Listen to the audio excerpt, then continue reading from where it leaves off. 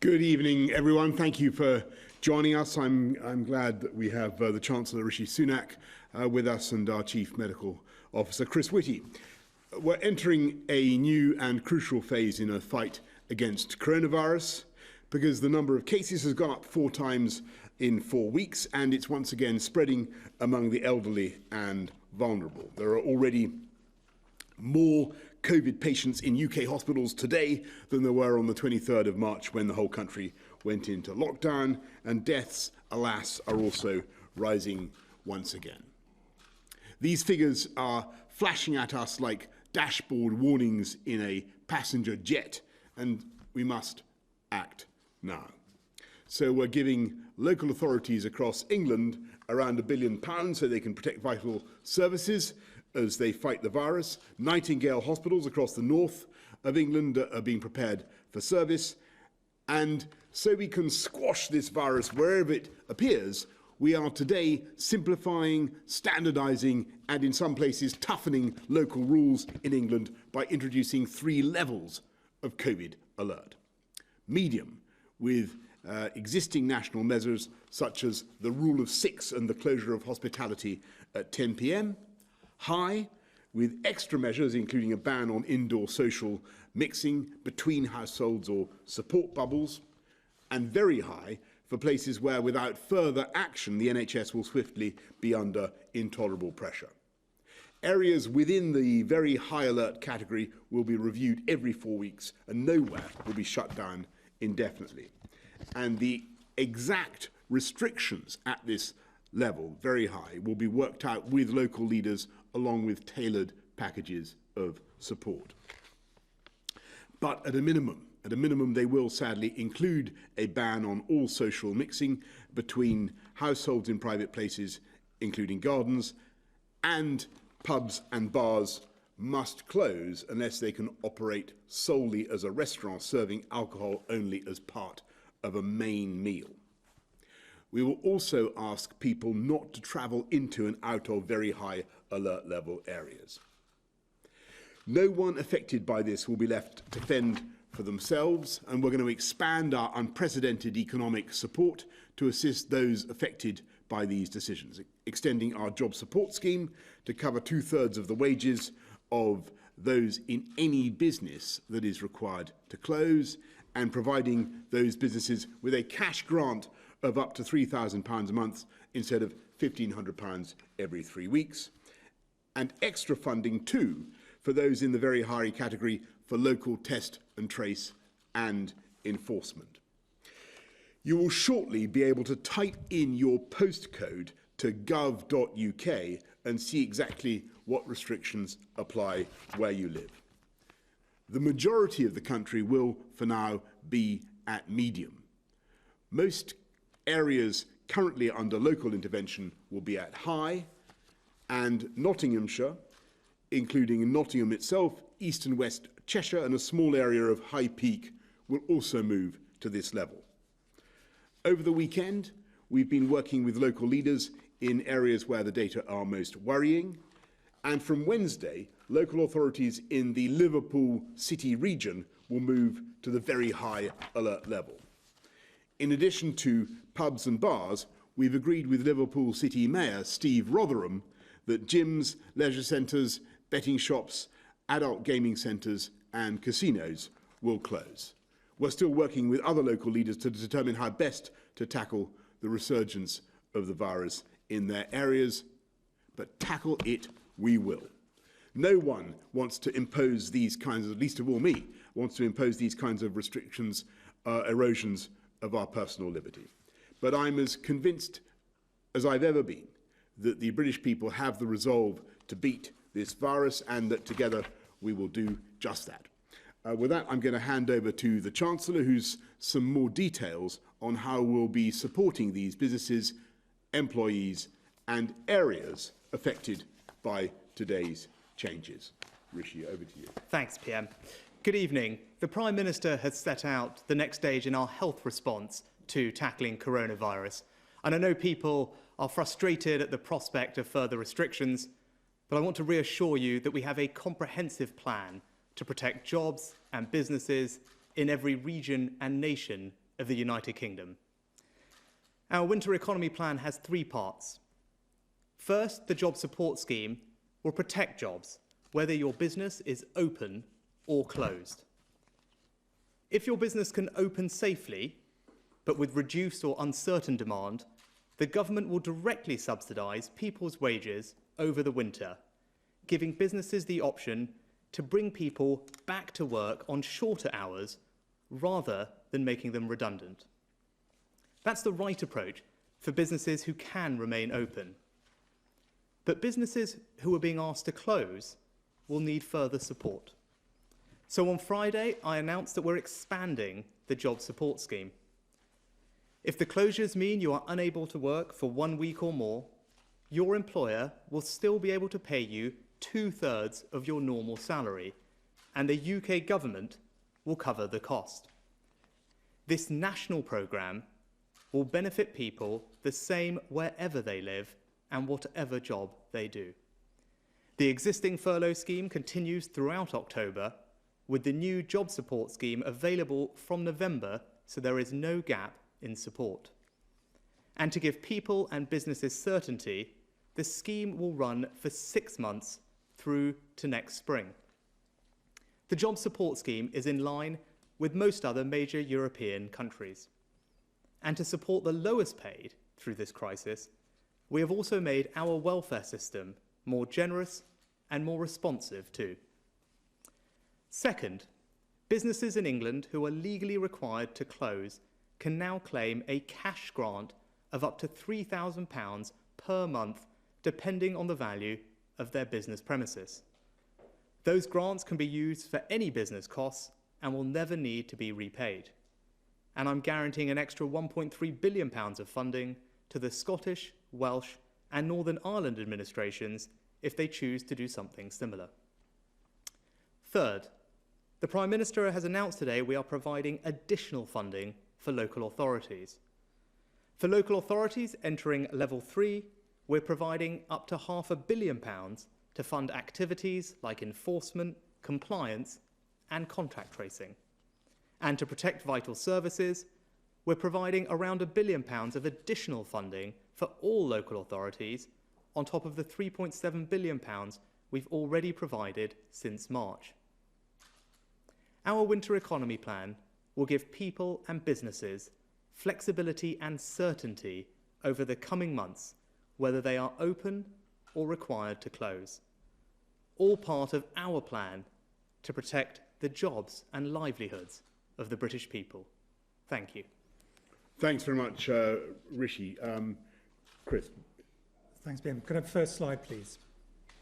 The slides that follow tell a story that is relatively clear to understand. This is the first slide is from the Office for National Statistics, ONS, Household Infection Survey, and it's, in our view, the most robust study of the virus. And what it shows is the prevalence, how many people had it in the population from the end of April through to the beginning of October. And as you can see on this graph, the numbers of people with it went down really steadily through to the beginning of June, thanks to the remarkable efforts of the entire nation, and then continued down at a low level until the beginning of September, at which point they began to rise again. And you can see on this graph that they're now really up to a level that was there at the beginning of May. Next slide, please.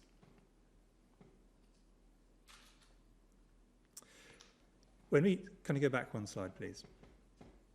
If we look at the geographical spread of COVID in the UK, in England, sorry, at this point in time, on the left here, we have a map which shows the current prevalence, how many people have got it, and you can see the darker colours, which is where the most transmission is occurring, are very clear on the map on the left. And on the right, what we have is a map which shows the rate of change of this, and the darker colours show the more rapid change. And you can see on this map that this is now extending considerably beyond just the areas in the northwest North East and parts of the Midlands. So there is already clear evidence of spread around the country, but at this point in time, heavily centred on the areas of intervention. Next slide, please. One slide back, please. The geographical spread in people over the age of 60 is, however, really important. And this is what this map shows. It's the same as the last one, except as you can see, the area is much more concentrated because you start off with transmission in younger people and then it moves up the age bands. But the reason that this is very important, and I'll show this really clearly on the last slide of this pack, is that the rate in people over 60 is a very good predictor in a bad way for the rates of people going into hospital. Next slide, please. If we then use the ONS data in the different regions of the country, you can see that the rates since the middle of August have been going up steadily in the North East, the North West, and parts of Yorkshire and the Humber. Next slide, please. At a more moderate rate in the East and West Midlands and in London. Next slide, please.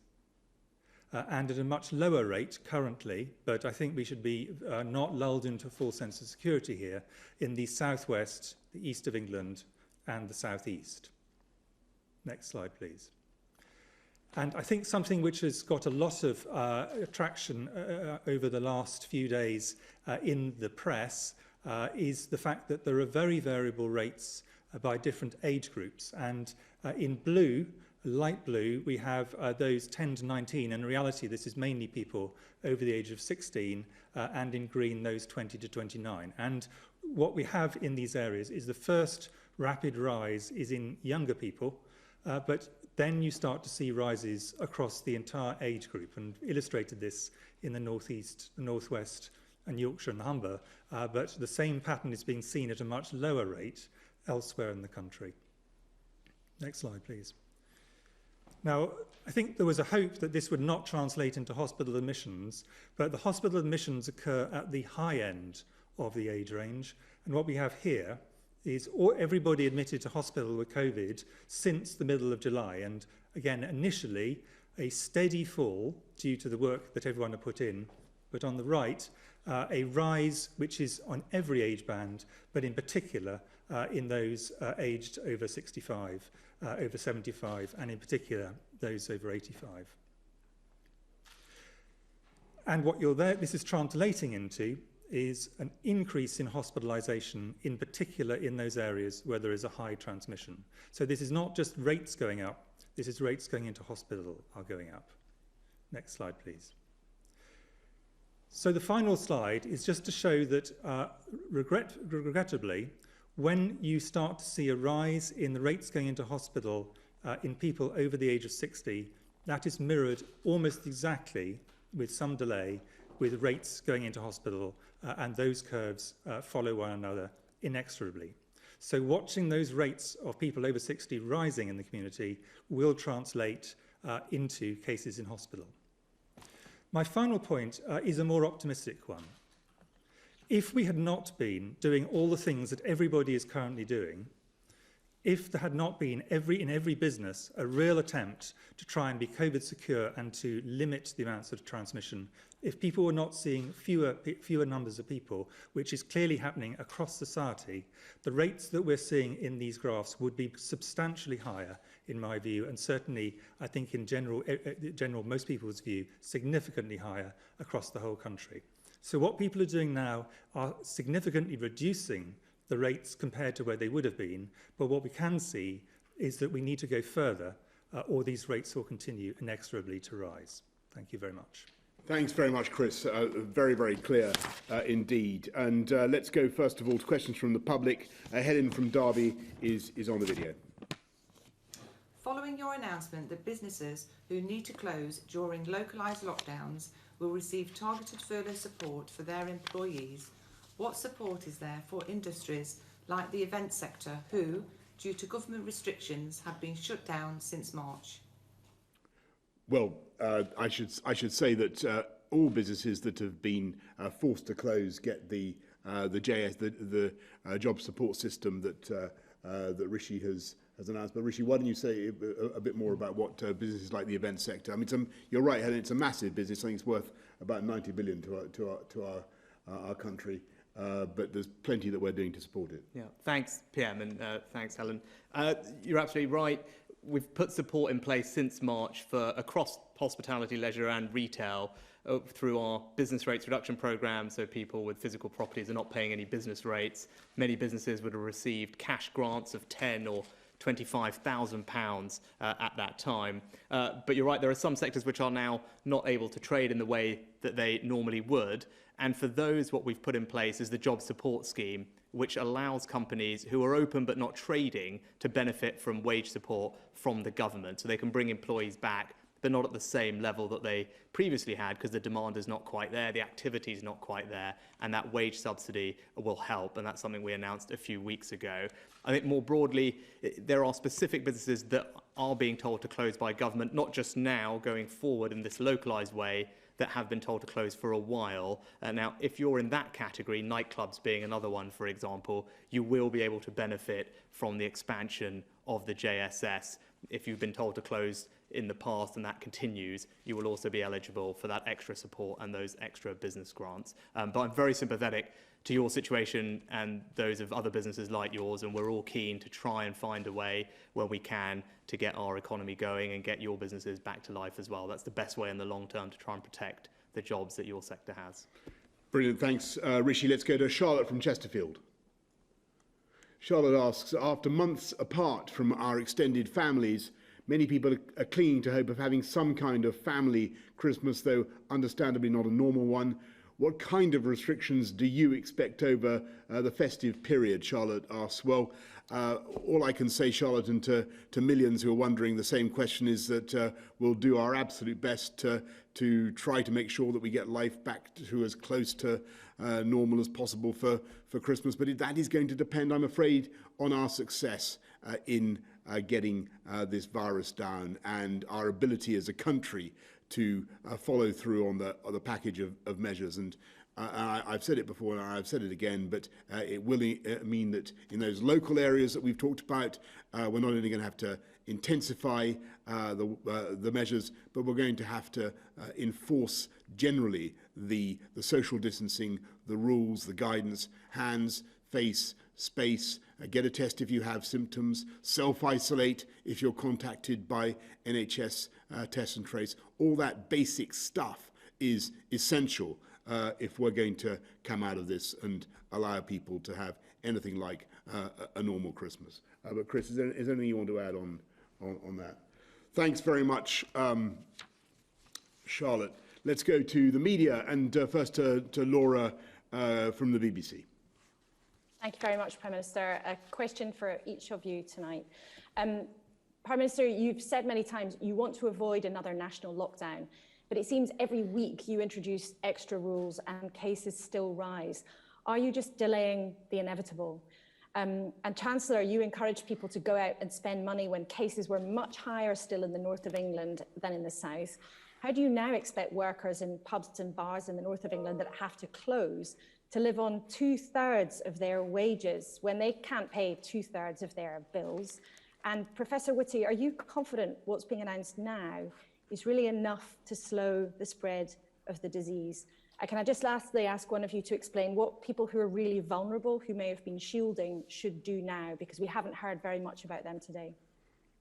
Okay, well, first of all, Laura, I really hope that we won't have to go back into anything like a national lockdown of the kind that we did in March and April. And I really hope that with the package of measures that we've got, if properly implemented and enforced, we can get the R down. And I'll just go back to what Chris was saying. These measures do work. I mean, don't forget, the R was coming down in this country before we went into full lockdown in March, because people had already started to follow guidance about restricting contact and restricting transmission in the way that they needed to do. Lockdown was also essential to drive that home. But you know, this package depends on public support. I think what's encouraging today is we've got people like Steve Rotherham in the Liverpool City region stepping up with strong local leadership. I think if we can get that over the next few days across the country in the areas where we've got high incidence, that will make a huge difference. But be in no doubt, this is a balanced package. We could go for a national lockdown again. I think many people would think that was extreme, and it would do a great deal of extra harm to our economy, to our ability to. We'd have to take kids out of school. It would do a lot of immediate harm. We don't want to go down that extreme route right now. Similarly, there are the people on the other side of the argument who say, oh, well, let's just learn to live with this. Let's stop trying to fight this virus. Let's stop trying any kind of measures at all to contain it. I can't support that approach, I'm afraid, Laura, because it would, all the maths is brutal. It would lead to too many fatalities. So we have to do a balanced approach, the moderate approach that we're taking, and relying on the public, on the cooperation of local government and government at all levels to make it work. Yes. Laura, you're absolutely right. This is very difficult for people who aren't able to be at work, and that's why throughout this, I think all of us have had that in our heads, and we've tried to protect as many people's jobs and incomes as possible, and that remains at the forefront of our mind as we go through this difficult winter period. With regard to the exact level of support, I'd make 2 points, if I may. The first is that at 2/3, we're very much in line with large other European economies who provide similar wage support schemes. France, for example, is 60% or 70%, depending on the sector. Germany's scheme starts at 60% and goes up from there. Spain at 70% and drops down to 50%. I could go on, but you'll get the broad picture is we're very much in line with peers.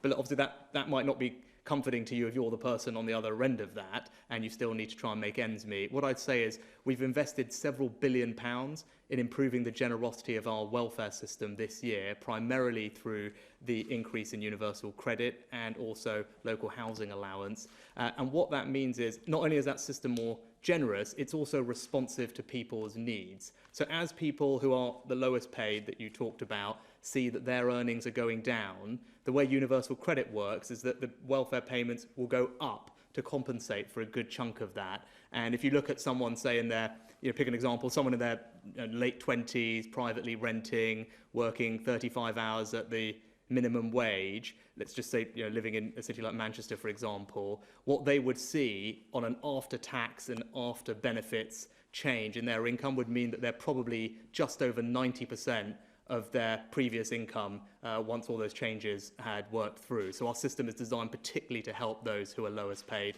to help them get through what we hope is a temporary but no doubt difficult period. On the two you asked me, I am very confident that the measures that are currently in place are helping to slow the virus, and these measures will help to slow it further. I am not confident, and nor is anybody confident, that the Tier 3 proposals for the highest rates, if we did the absolute base case and nothing more, would be enough to get on top of it. And that is why there's a lot of flexibility in the Tier 3 level for local authorities guided by the directors of public health, who are absolutely superb around the country, to actually go up that range, so that they can do significantly more than the absolute base, because the base will not be sufficient. I think that's very clearly the professional view, but there are quite a lot more additional things that could be done within that with local guidance. And the central thing about this is these only work if people buy into them. I don't just mean the political leaders, although absolutely essential that they do and that there is as much consensus as possible, but also everybody has got to buy into them. Because that's how it works. It's everybody doing their bit within this, and therefore that is important, that we have local as well as national agreement. This is what we need to do. In terms of your fourth question on shielding, Jenny Harries is going to give a much longer, I think, discussion on this tomorrow. But the short version is people who were previously in the shielding group are at greater risk, we would advise them always to take greater precautions, but we also recognise that there was significant difficulties and often mental distress and loneliness for people who were put into shielding as they certainly perceived it. And I think we're trying to deal with that in the way that we approach shielding over the next phase. But it is something where we do want people to take extra precautions where they can. Thanks very much, Laura. Let's go to Robert Peston of ITV. Prime Minister, are you saying that if it were not for the opposition of some mayors and local government leaders, other areas, especially in the north, would already be in the very high category? And Professor Whitty, the Prime Minister, said today that there are now more people in hospital than when the country was locked down on March the 23rd. People are scared and confused. We know that lockdown suppressed the virus. How can we be confident that these much lesser measures will do the same job of protecting us? Well, first, Robert, it's absolutely correct to say that we're working with local authorities across the country, but particularly with those badly affected regions that everybody knows about in the northwest, in the northeast, Yorkshire, Humber, and so on, trying to work with them to support a collective package of measures. I was very pleased that Steve Rotherham of the Liverpool City region, came forward with a package. We're helping him, and the offer is that to all local leaders who are facing problems, big increases in infection rates, will help to support more local test and trace, more local enforcement, and so on. Where we stand ready to work with local government at all levels. But clearly, we also have, as a national government, we have to think about our primary duty, which is to save life and to protect the NHS. And we will also do whatever we think is necessary over the next few days and weeks. My experience as a doctor has been absolutely that people in Britain actually do not tend to get scared. What they want is people to give them very straight news and know the worst, and then discuss what we should do, and then get on and work out a plan for how to do it. Now, in terms of lockdown, as people put it, I mean, lockdown is now means a whole bunch of different things in different areas, and we're not talking about the kinds of lockdown there were at the end of March and the beginning of April. But it is the case we are going to have to do more. That's the whole point of what the Prime Minister has just announced, and probably in some areas significantly more. And the balancing act here, and in a sense that's reflected by the fact the Chancellor and I are standing here, is doing things which do the things which pull down the virus to the point where the R goes below 1, but with a minimal impact on the economy that you can get away with that. But none of us have any illusions about this, and I would like to be really clear about this, because I think we should not have any illusions. The idea we can do this without causing harm is an illusion. And every country in the world is struggling with this. And I'm confident we will get through it, but it is a balancing act between two harms: a harm for society and the economy on the one hand, and a harm for health on the other hand. And if we damage the economy, we damage long-term health, and if we damage health, we damage the economy and the confidence in the economy. So getting these right is critical, and we're all trying to find the balance, the middle way, really narrow path between these two harms on either side. Accepting whatever we do is not going to be easy. Thanks very much, Robert. Beth Rigby of Sky News. Thank you, Prime Minister. You just said the latest data is flashing at us like dashboard warnings in a passenger jet, and we must act now. And yet the only part of the country today put under these much stricter rules is the Liverpool City region. Why is your rhetoric on this outstripping the reality of the measures you're actually introducing? And is it because you're struggling to take regional leaders with you? And Chris Whitty, some areas like Bradford, where I am now, have been living under restrictions throughout the summer and into the autumn. An analysis from the Labour Party last week showed 19 out of 20 of those areas put into local lockdowns have still not come out of them. What is going on? Were they the wrong restrictions, or are people not following the rules? Well, first of all, Beth, I mean, just really to repeat what I said to Robert, we want to take local authorities with us. That obviously a local approach can be immensely valuable in enforcement. There's the local knowledge of the area, the places, where the virus may be transmitted. Local activity in closing down people who are transparently breaking the rules. Local enforcement, local test and trace. These can be fantastically powerful, and we want to work with local authorities to deliver this, and that's why we're offering the deals and the solutions that we are. But just to repeat the point I made just now, if we can't get agreement, then clearly it is the duty of national government to take the necessary action to protect the public and to protect public health, and we will. And on Bradford specifically, I mean, Bradford actually has shown superb leadership. The local authority has, the Directors of Public Health have, the local NHS have, in the way that they have tackled this. If they had not done so and consistently working with the communities of Bradford, we would be in a substantially worse place than we are at the moment.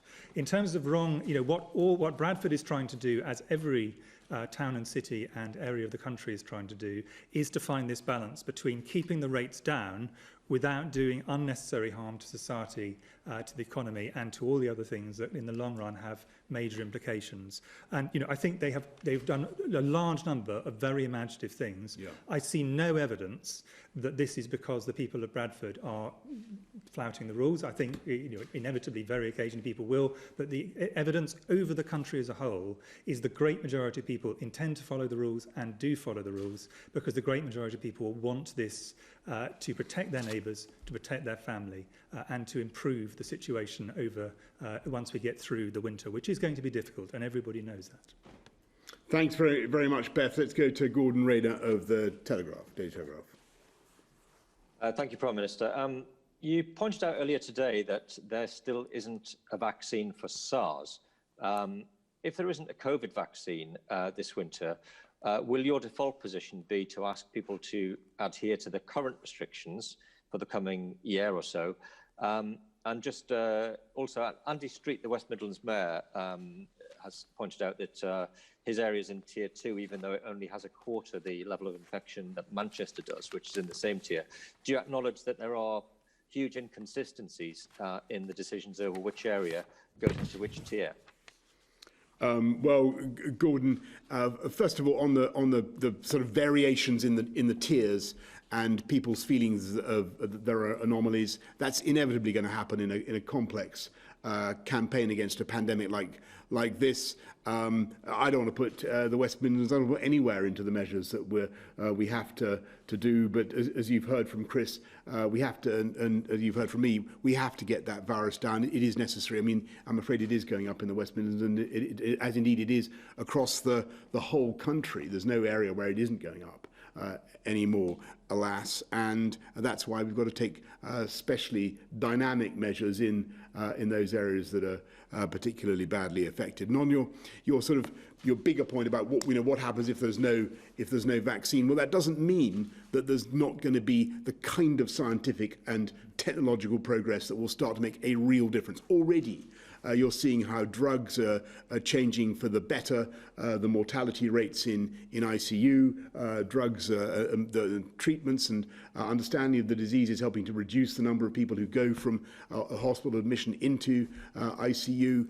We're making progress in fighting this disease, and we will continue to make progress. And I have high hopes, as I've said before, that we will get much further on types of mass testing. But for now, I'll hand over to Chris to give a longer term prognosis. But for now, this is the best utensil that we have to fight the virus collectively together. Strong local and national measures combined. I mean, I'm just going to reiterate really even more strongly what the Prime Minister has said. We collectively, humanity, has a phenomenal capacity to tackle infectious diseases. Sometimes by vaccine, sometimes by drugs, sometimes by other measures. But our track record on this collectively has been remarkable, and the UK has been one of the leaders in this, and the UK is one of the leaders in a lot of the science that is going on at the moment. So this does not depend on a vaccine. Science will support us from many different directions, and I cannot predict, and no one can predict, what are the combinations of treatments, vaccines, diagnostics and other interventions that we will have available to us. But I am extremely confident that when we go into the next winter, we will do so in a remarkably better place than we do today. Thanks very much, Chris. Thanks very much. Gordon, Helen Pitt of The Guardian.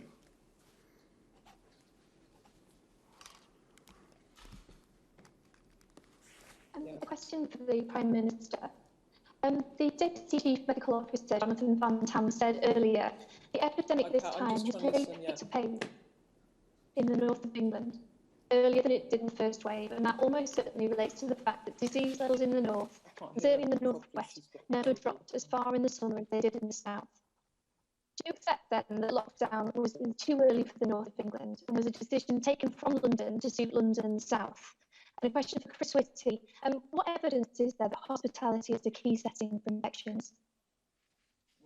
No, Helen, I don't accept that at all. And I think the difference between this bout of the pandemic and the first one is how much more localised it is. And we took measures on a national basis then at every stage and on the basis of the scientific advice. That's what we did. On the evidence on hospitality, so I think Jonathan Van Tam, to go back to your first bit of your question, put it extremely well today. What we have is a group of things all of which contribute to people mixing, and the ones that are the most likely to lead to transmission events are indoors, with households that are not your household, in relatively crowded environments in certain places without masks and so on. This is true for hospitality, it's true for other sectors as well, but it is one of the areas where around the world there is a view that this is one of the contributors, not the only one of the contributors to this. And that is the reason why the hospitality sector has been involved in restrictions, in some cases very significant restrictions, in multiple countries across Europe and the rest of the world. This is a professional judgment. We will not have randomised control evidence or grade A evidence of that sort for some time for any intervention. Currently we have basically two poles that we are confident of. A full lockdown works, and letting it go will lead to very substantial numbers. Between those, what we're trying to do, and every country is trying to do, is find for any particular society, and for our society here, the right balance between the various things, all of which cause harm, all of which we would not want to do, but which can collectively, if you do them all together, pull the numbers down.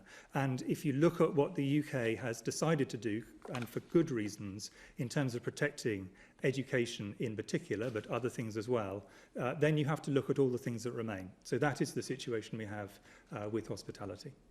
And don't forget, Helen, we're not an outlier in this, in the sense that I think they've closed the bars in Paris, and in Berlin they've got the first curfew since 1949. So there's across Europe and elsewhere you can see people tackling this in very similar ways. Let's go lastly to Liam Thorpe of the Liverpool Echo.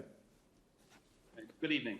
Initially to the Chancellor, back in the spring, you deemed it appropriate to pay 80% of the wages of would no longer work because of the lockdown. Are you now saying that the jobs, the lives, the prospects of the hundreds of thousands of people in the Liverpool City region, many of whom will now earn less than the minimum wage and be unable to pay their bills, some of them may even be forced into destitution, are they valued less now? And to the Prime Minister, you've tried to strike a sort of chord of agreement and cooperation with the leaders of the Liverpool City region. We're getting a very different idea locally. The first that anybody here, including the leaders, even heard about your plans to shut pubs, etc., was in the pages of the national newspapers. And today, at the very last minute, Matt Hancock called a meeting with the region's MPs with 10 minutes warning, meaning that several of them missed the briefing, some of them trying to connect on a train. They've described it as just a total lack of respect for a region where you potentially won't win any votes. Is it that, or is it just the chaos of trying to organise a lockdown? Well, Rishi, you want to go first? Liam, I think it's wrong to say that any particular area has been treated any differently to any other. We value all jobs and all people's livelihoods equally. The schemes that we've put in place are national. So wherever you happen to be, wherever you live, whatever job you have, that not just regions in England, but wherever you are in the United Kingdom, you'll be treated the same. And this is a national scheme. So if your business happens to be told to close and you work for that business, wherever it is, you will be treated the same. There's no difference in Liverpool or elsewhere as we go through the winter. I think that's the first thing to say. I think secondly, in terms of the level of support, obviously you heard my answer previously about our levels of support being in line with most other major countries. And indeed, for those on the lowest page, you talked about those on the minimum wage. It's precisely those people who benefit the most from the responsiveness of our universal credit system. And the example I gave you, it would show that actually someone in that situation will end up on over 90% of their post-tax, post-benefits income after this situation. So I think actually that shows that the system is working. More broadly, we are in a different phase of this now. What in March we thought you remember the original furlough scheme was meant to last for 3 months and obviously has ended up going on for 8 months. Now, we're putting in place support that we believe is both sustainable and affordable for the long term. The scheme, the job support scheme, will start on the 1st of November and it will run all the way through to the spring. We wanted to provide businesses and individuals with that degree of certainty and flexibility to manage through the period, and that's a level of support which I think in absolute terms will protect a lot of people's incomes and livelihoods, but is also sustainable over the medium term. Yeah, thanks. And Liam, just on your point about cooperation with the Liverpool City region, actually, I talked to Steve Rotherham yesterday about what we were doing, and he was at the Cobra meeting today to greenlight the proposals. And my team's been talking to local government across the country for days and days and days, and we will continue to do so, because I do think that the package of measures, if we implement them all, as Chris has said, very effectively, if we implement Tier 3 properly in the way that it needs to be done, I do believe that we can drive the R down in the way that we need to do. But it will take a combination of local and national government working together to get this done. And of course, it will also take all of us to play our part and do our bit and follow the guidance. Thanks very much, Liam. Thanks you all very much, and see you next time.